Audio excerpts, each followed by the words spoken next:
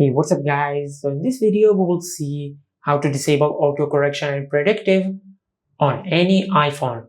Now currently I'm using an iPhone 11 to record this video, and the iOS version on our iPhone is the iOS 18.3.1. Now to disable the autocorrection and predictive text, just open the settings app. Now from here, just scroll down and tap on general. Now from here, scroll down and tap on keyboard. Now from here, scroll down and disable autocorrection. Now from here, scroll down and disable predictive text.